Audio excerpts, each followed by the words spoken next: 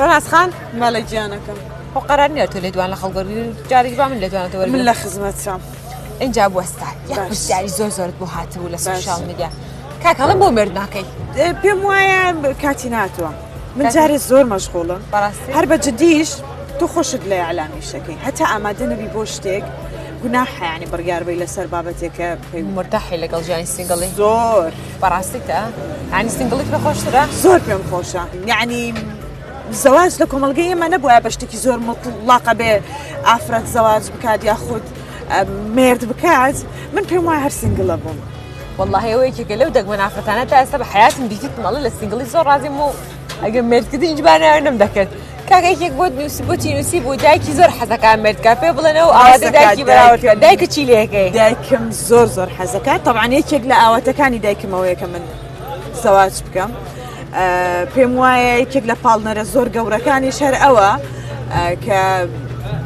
دایمە هەوڵم لەگەڵ هەر تەلەفۆنێکی ئەڵە کەسێکی نەدۆزیەوە هەموو تەلەفۆنەکان یەکێک لە هاوڕێ نزیکەکانت باشە کاکاری لێرەوە سڵاومان بۆی هەیە وتی کاکە بۆ سەبا ئەم ڕێ بەردەین ڕەناس خان جان ئەحواڵەت زۆر سپاس ڕەناس یەکێک لە هاوڕێ نزیکەکانتمان دۆزیەوە کاگاری لێرە سڵاومان بۆی هەیە کاکە وتی ئەو معلوماتی پێدای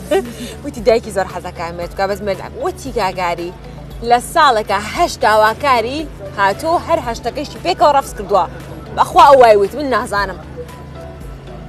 قسەی زۆرتریشی کرد حەزەکەی بڕیمزان کاکاریشی لەسەر دەڵێ فەرموو کەرەم کردما سێرکردن کاکاری لەسەر جەنابەت چیڵێ فەرموو بزانێ لە کاتی تەلەفۆن بۆکردنی جوابی تەلەفۆن ناداتەوە بەڵام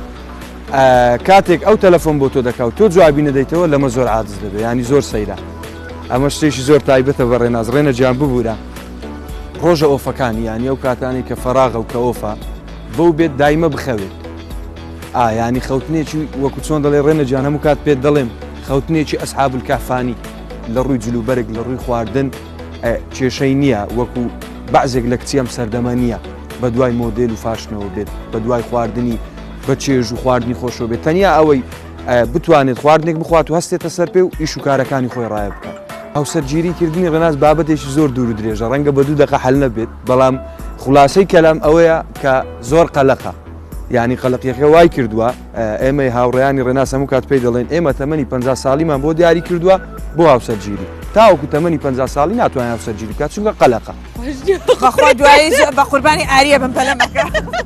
جابزات چی لێکم